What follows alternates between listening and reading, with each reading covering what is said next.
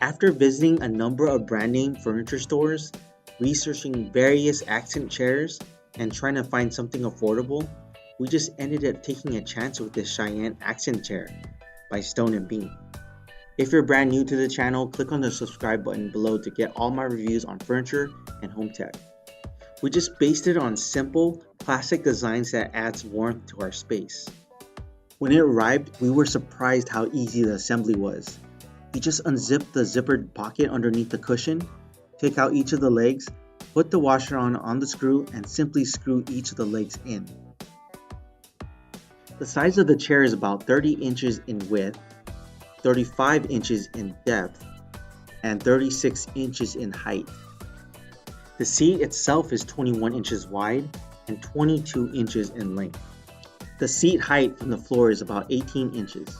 If you're a bit shorter, you may need to add a pillow behind you, as your feet might not touch the ground. I think if you're less than 5'8" and you want your feet touching the ground, you may want to add a pillow to the chair. The cushions are a bit firm but still comfortable, so if you like to sink into the seat a bit, this chair may not be for you. However, it does remind me of a comfortable reading chair because the arms and back of the chair are nicely cushioned for extra comfort. It also is firm enough for anyone to comfortably watch TV. You can remove the cushions to vacuum up any dirt or crumbs that fall into the cushions, but they are not reversible because it's only upholstered on one side. The chair does feel sturdy. It weighs about 51 pounds. We actually tested the chair where it can handle at least 300-pound person. The chair does add warmth to any space because of the linen look. The material is polyester fabric.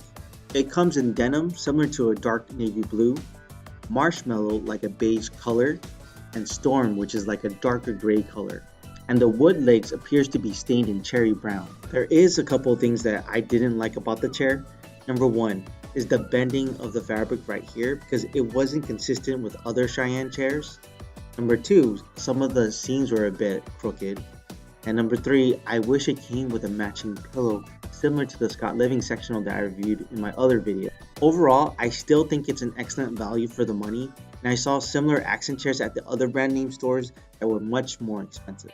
If you're interested in buying the chair, click on the description below and let me know what you think about the chair. If you're brand new to the channel, click on the subscribe button to get my reviews on furniture, accessories, and home tech.